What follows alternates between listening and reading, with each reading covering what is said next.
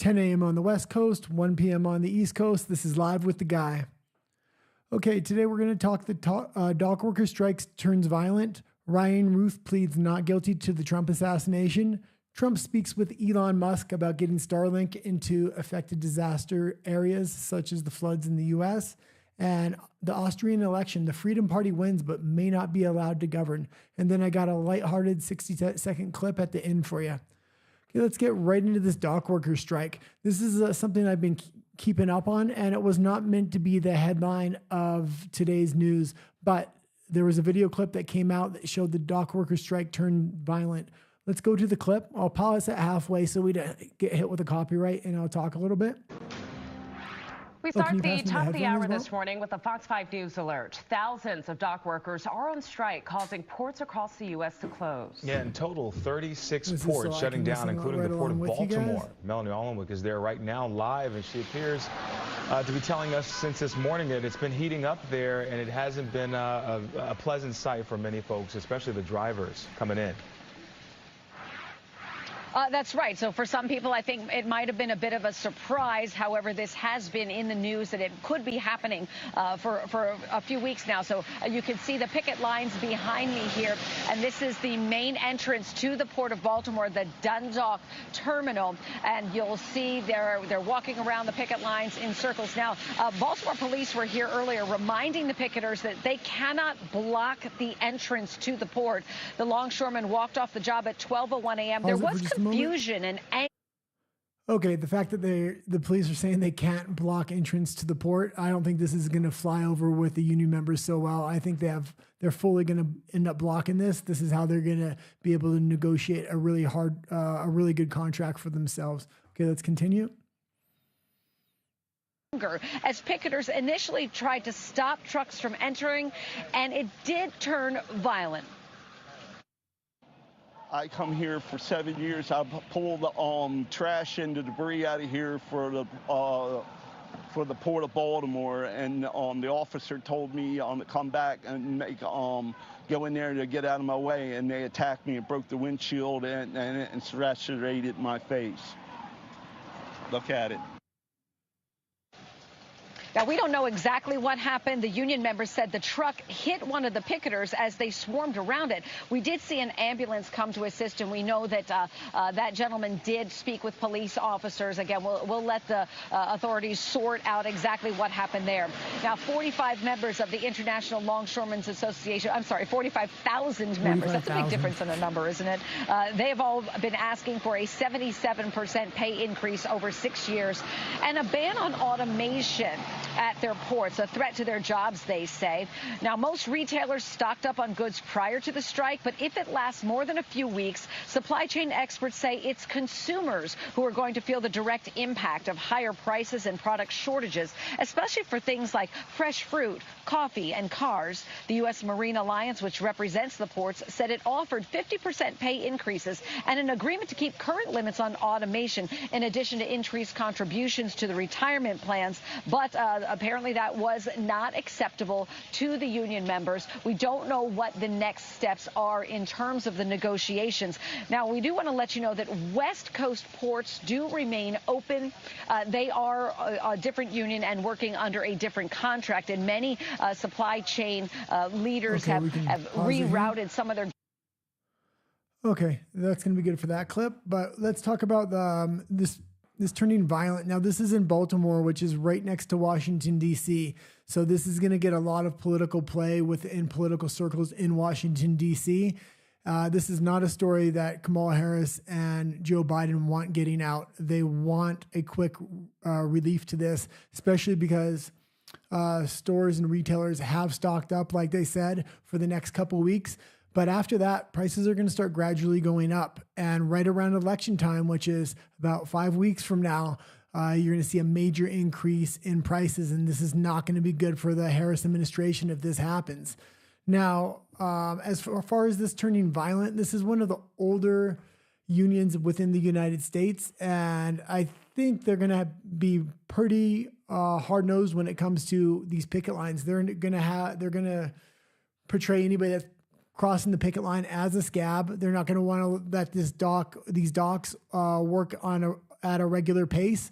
This is going to allow them to negotiate for the best contract possible. This contract that's coming up, they probably have this one contract left as far as getting a good negotiated leverage for themselves, because the way China's running their ports are 100% completely automated, or virtually 100% completely automated. This is going with automated trucks, cranes. It's all done through a central AI system. Now I'm going to play you a video of that. This is directly from Huawei. Huawei is the one building the infrastructure for these Chinese ports, and Huawei is owned primarily by the Chinese government itself. So the fact that the Chinese government is having direct oversight over how their ports are run is allowing AI to really run their ports more efficiently and cost effectively, which if the United States doesn't do something and transition to AI or more automated ports, they're going to really be left in the dust, and the costs are going to have to be passed on to the consumer. Now, in this effect, Trump's tariff policy may be a good policy, because they can add a cost in for the union workers to pay the workers through tariffs possibly. But let's play this clip. It's a little longer. I may pause it so we don't get hit with a copyright.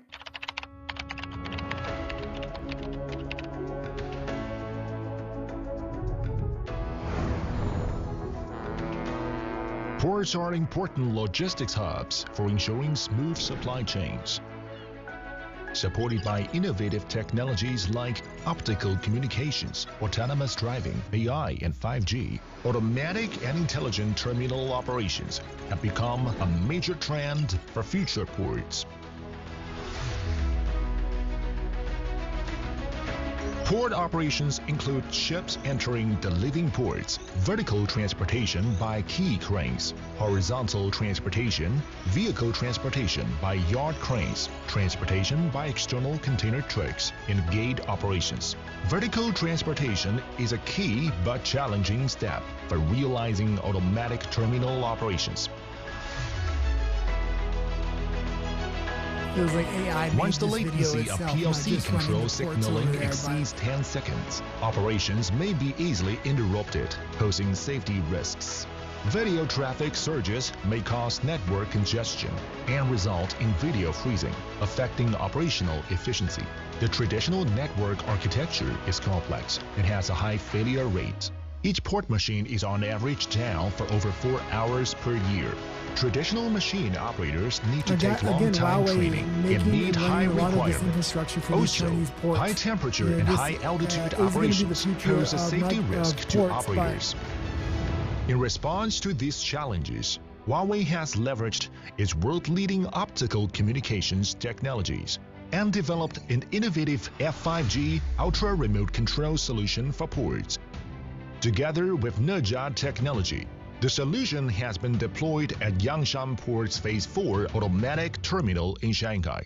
The solution has increased the efficiency of key and yard cranes and ensured smooth network operations with zero faults for over 1 year. These ports in China are absolutely enormous. Deterministic low latency of less than 1 millisecond from the port's remote control center to the key cranes at the Phase 4 automatic terminal.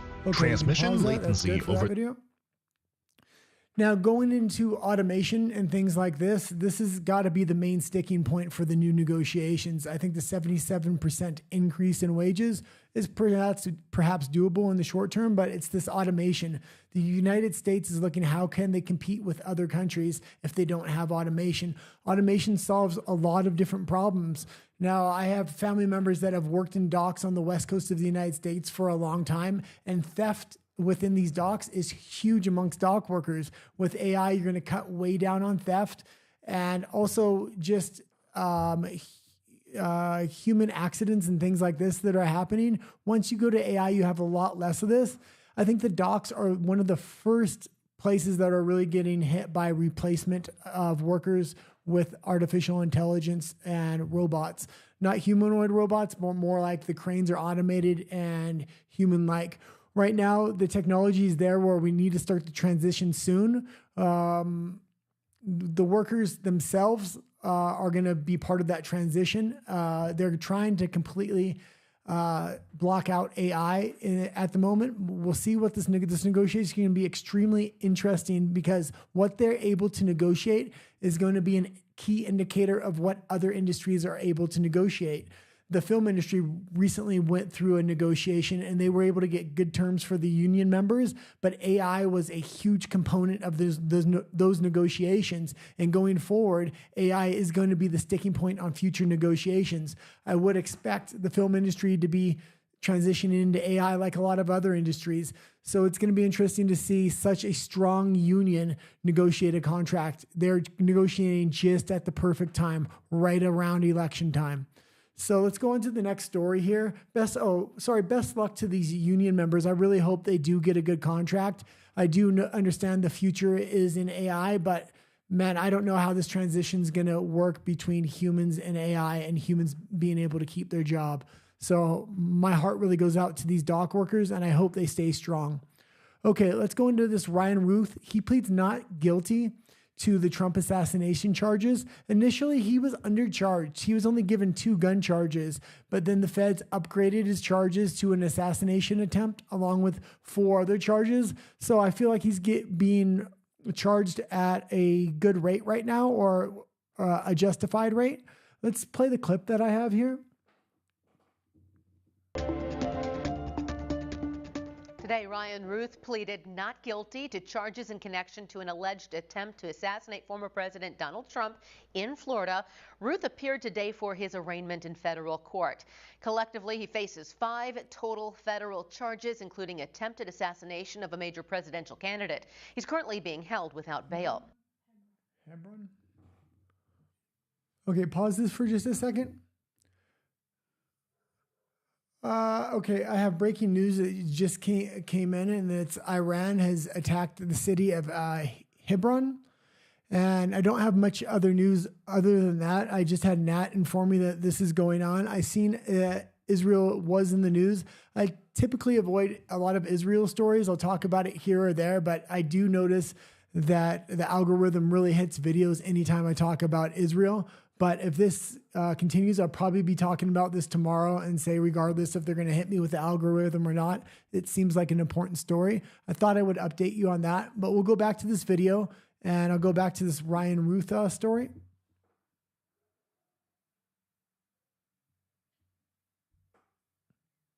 Is it playing? Oh, it's done. Okay, so that was the update on the Ryan Ruth story.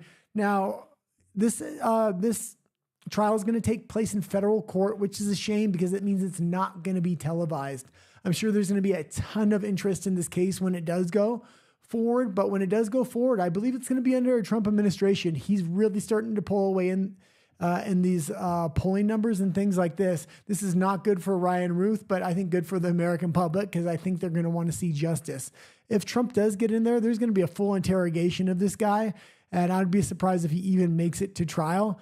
The fact that this is going to be happening under a Trump administration, if it does go all the way through to the end, I would expect a life sentence at minimum, if not a death sentence. Now, if this happened under a Biden administration, I would have expected Ryan Ruth to get off light. He probably would have negotiated for just the gun charges. The fact that he didn't fire a shot at Trump, he probably thought under a Biden administration he could get light sentencing. This is not going to be the case once Trump gets in there. This is going to be a focal point of Trump when he first comes in. He's going to want to get revenge on the guy that wanted to pull a trigger on him. Now, let's go into this third story. It involves Trump as well. Trump went out to Georgia recently. Let's play the clip. I think he was talking out there. Homes, hospitals, highways, and cars have been plunged underwater. Entire neighborhoods have been turned into lakes. Nobody's seen anything like it. And to every family that's been displaced here in Georgia and North Carolina, which has really been hit. We were going there also, and they don't have communication. They don't have anything right now. We're trying to. I just spoke to Elon. I'm getting him. We want to get Starlink hooked up because they have no communication whatsoever. And Elon will always come through. We know that. And so we're working on that, getting them hooked up. They asked me whether or not that would be possible. we're going to try and get the Starlink in there as soon as possible because they have no communication.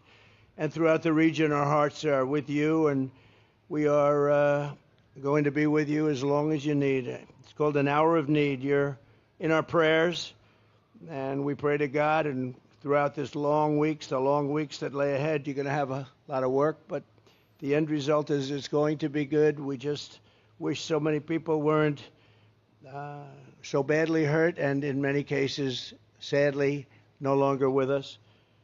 We love you. It was really good to see Trump out there in this disaster zone. He is the only one that's on the ground as of right now, as far as I know. I really hope I do see Kamala Harris out there and maybe even Joe Biden. Now, I do understand they haven't been out there yet, but even though I don't like Biden and Harris so much, I do think it helps the feeling on the ground to feel like your president is there and your vice president's there and they're taking action. Right now, he's sending a lot of money to Ukraine and he's currently sending soldiers overseas. We need to see him address this issue with the flooding. I'm glad to see Trump is doing something, and I think that's going to help his poll numbers. But regardless of his poll numbers, I'm glad to see him out there. Now, as far as Elon Musk goes, it is good to see him hopefully providing Starlink to the families and the aid workers that are out there. There is no communication because phone and power lines are down. The infrastructure is completely devastated. Now, Elon Musk has done stuff like this in the past. He's provided Starlink to Ukrainian citizens, which really helped during that war when communications goes down and things like this. So I think Elon Musk in the future, especially if Trump gets elected because they have such a good, close relationship, that he's going to be an integral part of the United States going forward as far as the tech sector. Even as far as the dock workers go and AI integration, Trump's going to need somebody to advise him on the proper way to integrate AI into these different systems. Otherwise, China is just going to surpass the United States, and the United States is going to be left in the dark ages. So I think Elon Musk and Trump's relationship is integral going forward. My heart and sympathies go out to everybody that's in these flood zones. I think there's almost 7 states affected right now, but especially North Carolina in the western region of that state has really been affected hard. I've been watching some of the videos and it's absolutely heartbreaking. Okay, I'm going to go into these Austrian elections, and the Freedom Party has won the election. I don't know if they're going to be able to govern. When I was researching this story, a lot of interesting facts came up. I didn't know a lot about Austria, but Austria is typically left-wing social democrat parties have won election after election after election. The leader of that country is a staple within the EU because he's won so many elections. Traditionally, Austria has really good trade relations with Russia until recent times. They've kind of broken path and gone with the globalist a lot more. But this Freedom Party, their platform was actually anti-immigration, to end the Ukraine war, and to begin trade relations with Russia again. Of those 3 things, I think the most important is trade relations with Russia. The entire future of the EU is going to rely on the relations that they have with Russia. Right now, I know those relations are strained, but if we can come to some kind of truce negotiation, I think in the long term, the EU is going to have to realize all their energy needs are going to have to be supplied through Russia if they want to be able to compete with the rest of the world. Their manufacturing and everything else is reliant on Russian energy. We've recently seen Germany's manufacturing absolutely collapse with the bombing of the Nord Stream 2 pipeline. Now, a lot of since the bombing of the Nord Stream 2 pipeline, energy costs in Germany have gone way up, which has devastated their manufacturing. Their manufacturing just can't keep up with the rest of the world because of the added cost. So a lot of German manufacturing is relocating to the U.S., which is highly benefiting the U.S., but not benefiting the EU, Germany, or the rest of the countries over there. Now, Austria is not a member of the EU, which I didn't know. That actually surprised me. They're a neutral country actually located in the middle of Germany, but they have a lot of traditional ties with Russia. So for their people to want trade relations with Russia, I think they're looking towards the future. and what they're going to need to survive. A lot of other countries like Hungary are realizing trade relations with Russia are absolutely crucial, because when you cut Russia out of the equation, you're looking over to the U.S. for your energy needs, and that cost is 2-3 times higher because you're having to ship your energy over there. Okay, what else was I going to say about this was the Freedom Party may not be allowed to govern. This is what's happening in the EU over and over again. People are electing governments that are more right-wing because these right-wing governments are aligning with what the people want. They don't want immigration. They want good trade relations. They want peace. They don't want war. But what's happening is even when these parties are winning these elections, the EU is figuring out ways to make sure that they're not allowed to govern with coalition governments. This is going on. Canada is currently talking about this. Trudeau's trying to figure out a way to manipulate the election, so even when he loses, he's still going to be able to govern with a coalition government. Other places in France are doing the same thing.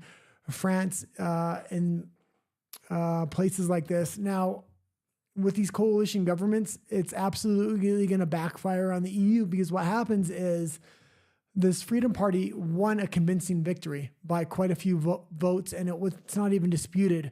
So if these other two parties, this Liberal Party and the traditional Conservative Party, come together to govern and to block out the winner of the election, well, that's circumventing democracy itself. And what's going to happen, the people are going to come back on the next election, and they're going to have a super majority for this far-right party, and it's going to radicalize the way the voters vote. They're not going to have an even vote amongst parties. They're going to put somebody in power that is just not going to work with other parties because they don't have to, because they have a super majority.